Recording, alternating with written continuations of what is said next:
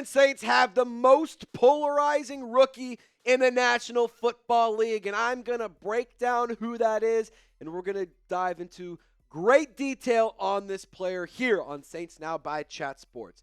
The reaction here on the channel comes from some information from the Warren Sharp 2025 Football Review. He highlighted some very interesting information and interesting stats around rookie quarterback Tyler Shough, an extremely polarizing pick at the time, and still a very interesting player to discuss. Really quick, I want to inform you, we have taken the lead in our July sub-battle, Saints fans, so now it's time to pile on. Do not take your foot off the gas. We need to absolutely crush Marshall Green and Giants now in our July sub-battle. They have over 70,000 subs. We're trying to get to 50K, so let's take down Goliath and win our July sub-battle. Now, Warren Sharp described Tyler Shough as polarizing for several reasons. Remember, at the time, the New Orleans Saints took Shough 40th overall, and there were very interesting players still on the board. Jalen Milroe, Shedeur Sanders, and some other players at other positions that the Saints definitely could have considered. However, they ended up with the Louisville quarterback Tyler Shough, and Kellen Moore made his first pick at the quarterback position, his first move at the quarterback position outside of Derek Carr, but he didn't really have anything to do with that. And he handpicked his guy. And here's what Warren Sharp has to say about Tyler Shough. Standing at 6'5" and weighing 219 pounds, Shough possesses a strong arm with a clean, compact release, allowing him to generate significant velocity on downfield throws. Despite his size, Shough is an above-average athlete. He can extend plays with his legs and is effective on designed rollouts. And Shough does have a very high football IQ, spent a lot of time in college football. He was there in 2018 when I was a sophomore in college. I graduated in 2021, and he just recently came out of college. He had multiple stops: Oregon, Texas Tech, Louisville. But he has played in a variety of offensive systems, and because of that, he has a lot of interesting experience, and he's learned a lot of football. He's seen a lot of looks. He's seen different looks, and I do believe he has developed a very high football IQ. Now, the ability to process information quickly is a big strength for Tyler Shough. That football IQ that he has developed throughout his tenure in college football has allowed him to learn how to make full field reads, and I do believe that this is a thing that will align well with the Saints' offensive schemes. Kellen Moore can lean into the strengths of Tyler Shough. That's something he's been known to do throughout the duration of his coaching career. He appeals to the strength of his roster. We talked a lot of positives and a lot of pros about Tyler Shough. I don't want anything from here on out to be interpreted as a hit piece. This is me simply stating facts, listing stats, and sharing my opinion. 7 years in college for Tyler Shough.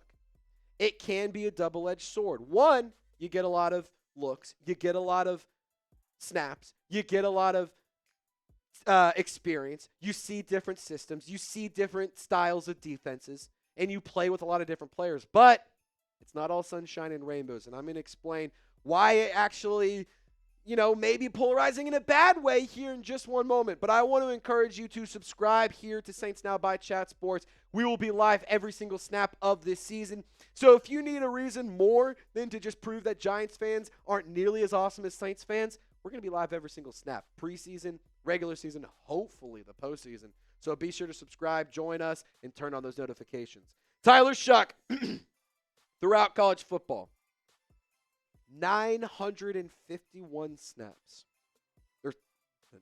951 passing attempts.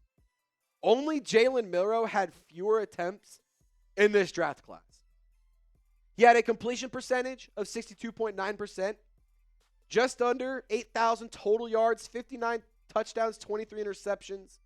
He did have the number 2 worst accuracy in this quarterback class versus Power 5 opponents. That's according to the Warren Sharp football analysis. So for Tyler Shough to succeed, I personally believe you need to avoid pressure for Tyler Shough. You need to scheme up plays that allow him to not feel the pressure or to escape the pressure.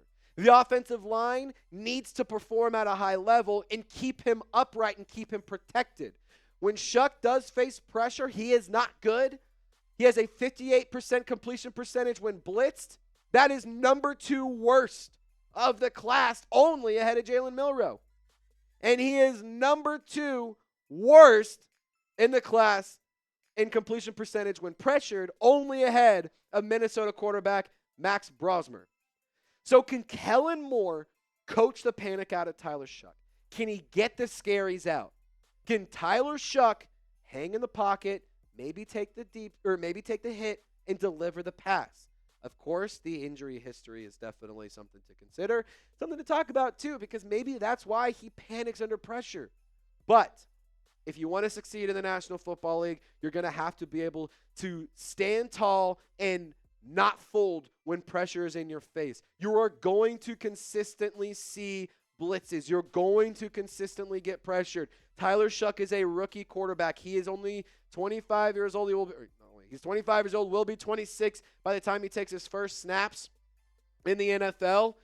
And so you need to put Tyler Shough in the best situation possible and in the situation that gives him the highest chance to succeed. That is a low-pressure situation, ladies and gentlemen. Now, what should Tyler Shough's role be?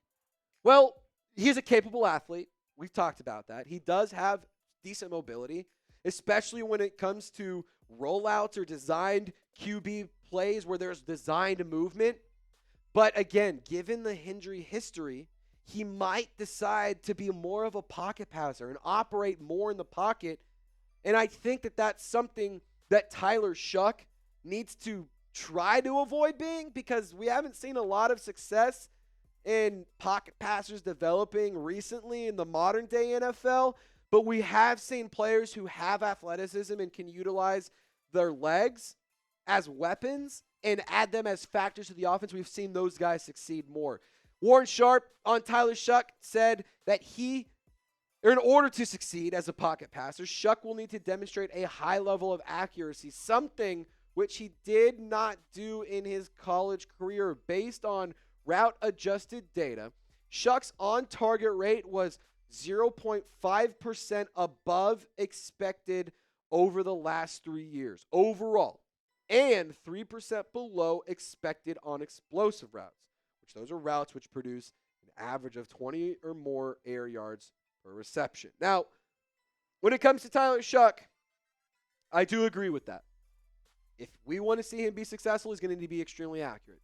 He's going to learn how to be efficient. He's going to need to learn how to handle the pressure and separately get the ball out fast and make plays. He's going to need to learn how to read the defenses pre-snap, and he's going to need to do that at a high level, but also be able to adjust when the snap occurs, when changes do happen. So worst case scenario for Tyler Shough, maybe he's a high-level backup.